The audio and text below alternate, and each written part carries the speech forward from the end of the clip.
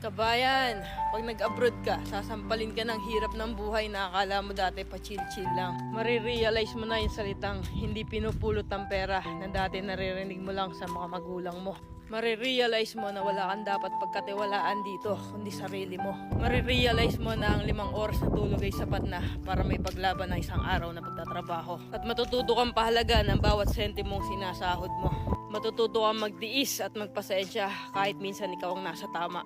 Matututo kang maging independent o mag-isa dahil wala ka namang aasahan dito kundi sarili mo lang. Matututo ka rin ditong lumaban kahit ayaw mo na at hindi mo na kaya pero wala ka pa rin choice. Wala kang choice kundi kayanin na lang.